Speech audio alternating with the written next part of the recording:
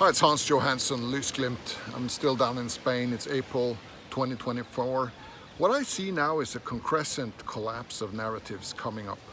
And concrescent collapse of narratives towards some kind of crescendo of collapsing narratives. I believe this can speed up and go very, very fast once it gets into motion.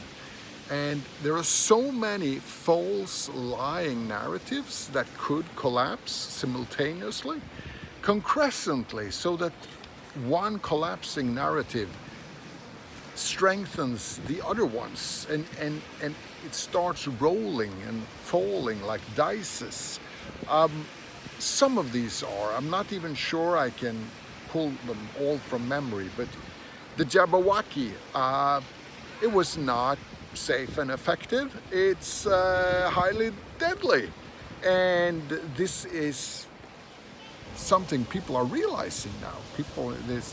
There's statistic proof, there's medicinal proof, and people are going to get very angry. A lot of people are still in denial, but that's going to fall, and we're going to reach some kind of critical mass of people that are demanding justice for all of this, legal ramifications. Then there are the wars. I mean, Ukraine has lost, and the West has lost with Ukraine. Russia has won this war, and it's just now a matter of sort of getting the pieces together and coming to a point where there will be negotiations where the West has nothing to bargain with. Russia has won. Russia with China after that will be the new leaders of the world, morally and also factually. Then we have Israel's aggression towards Gaza. It's absolutely unacceptable what they have done, what they continue to do, killing tens of thousands of people. And the world is turning against Israel in a massive way. This will have ramifications. Something will come out of that. We don't know what yet. The people of Gaza will have to be distributed. Probably they'll send a lot of them to Europe. Some of them will be sent around, or they will make some deal with Egypt. But all of that, it's morally absolutely unacceptable what Israel has done. And there will be ramifications. Hopefully, I'm hoping that some of the Arabs will, make short order of the whole Zionist regime.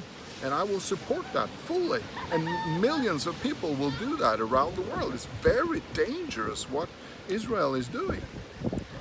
I now believe that, and I say fully openly, that Israel, the state of Israel, is illegitimate. The whole state is illegitimate.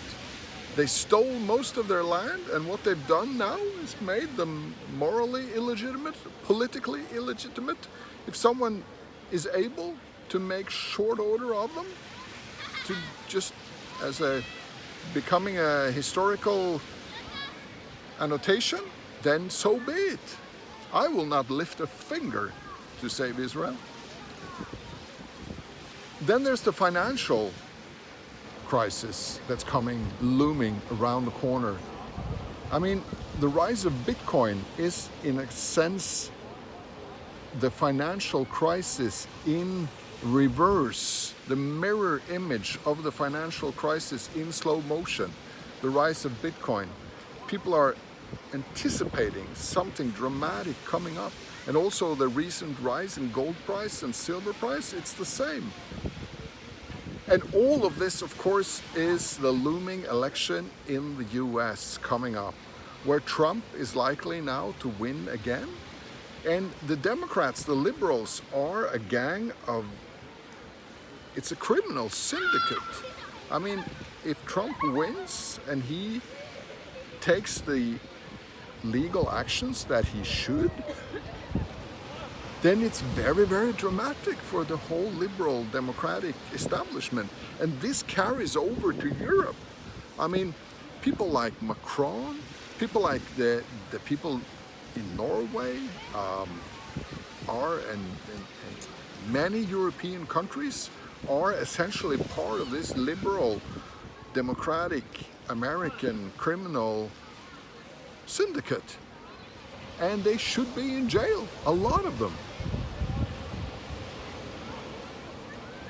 So there are so many things happening, false narratives, and I believe that once this gets started, other things could follow as well.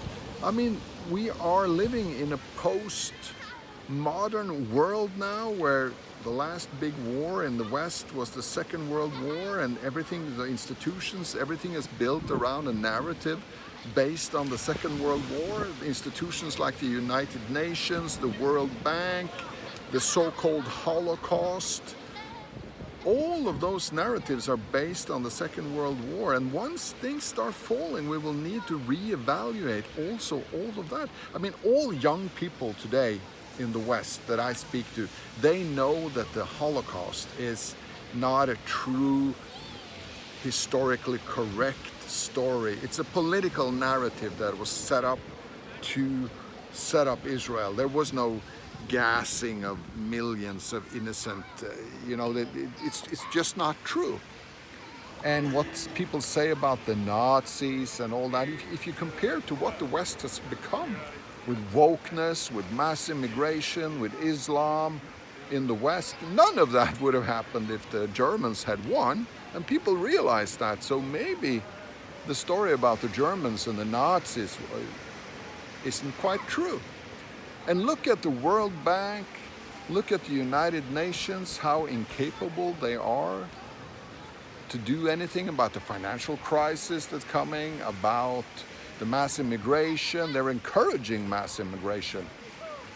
About the wars, Ukraine, Gaza. So I believe, a lot of the people the circles I move in, came together during the jab. And we in Norway, we talk about being awake. It's not the same as being woke. Being awake is to realize that we're told lies systematically. Lying narratives, and they are intertwined. And once you see the lies, once you see the narrative and start picking them apart, you see that, the whole entire worldview that we have grown up on is a lie. It's a systematic lie. And me, for one, I have become a pagan because I see the lie that is the Abrahamic sort of worldview that's underlying Christianity, that's been subverted by Judaism and the powerful Jewish elites in the US, and now Islam coming into Europe with all the violence and everything. It's all Abrahamic, and I want nothing to do with it. So I've become a pagan, and I believe this is the process and similar processes that a lot of people will reevaluate very, very fundamental things.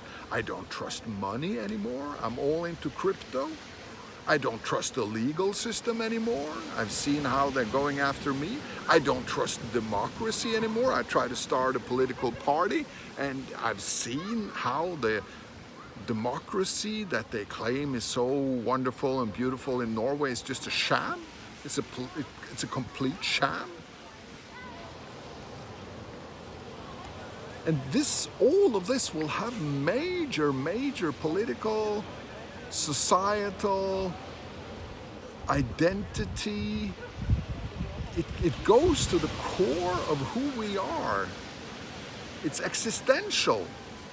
And the jabbing was the thing that sort of really got it into motion. And of course, this whole movement, this whole thing is going to have a massive historical consequence. We're in the middle of it right now, so it's hard to see. But this whole thing is going to be bigger than the 60s. It's going to be bigger than rock and roll, in the 50s.